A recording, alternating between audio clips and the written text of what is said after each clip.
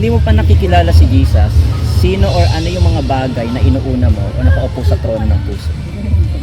Nung time po nandito ako nakakalala kay Lord, mas marami po akong time sa mga friends ko. Siguro yung time na yun, iniisip ko pa yung sarili ko eh. Yung sarili ko pa talaga nakaupo doon.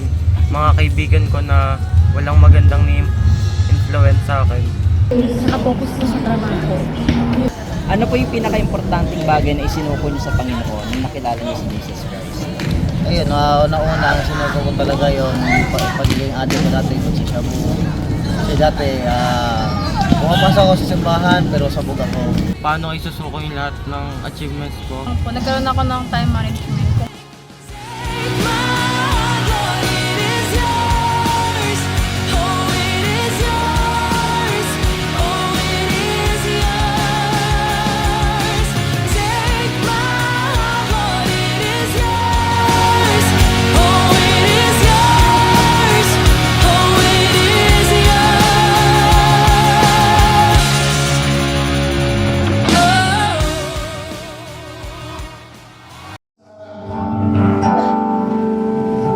Huwag mo na isipin kung ano yung sasabihin ng mga tropa mo, mga taga-church mo, ng pastor mo kapag ka nag-forward ka. Sa totoo lang, wala tayong pakialam dun ngayon. May pakialam tayo ngayon sa sarili natin.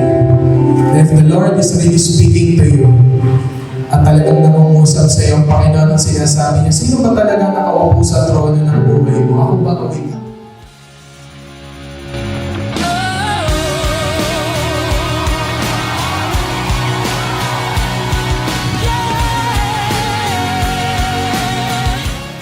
Last question po, paano po ninyo may apply lahat po ng natutunan po natin sa camp?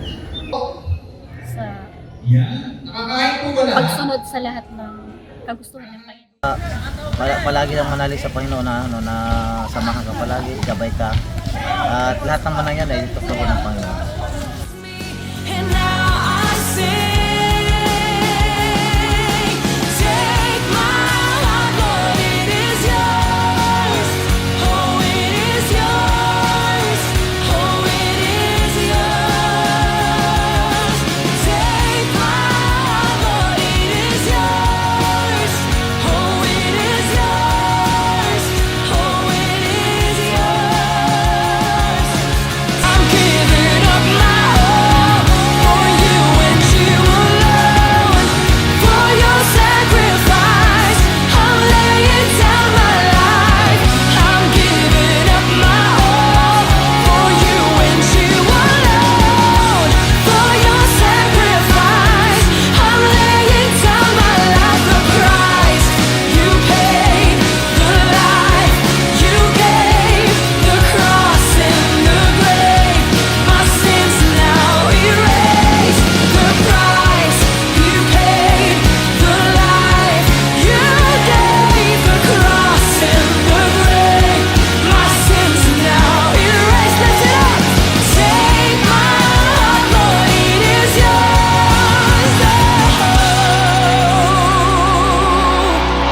I'm yours. Bawat isa po sa atin dito meron kang kanya-kanyang iniaangas sa Panginoon. Sabi nga nila yung spoken poetry, hindi lahat ng sugatan tama ang pinaglaban. Maraming tao dito, ang dami mong inilalaban sa Panginoon. Pero alam mo, inilalaban mo ng patayan yan, but you know, deep down in your heart, ito rin yung parehong mga bagay na nananakit sa'yo. Pero bakit di mo mabitawan?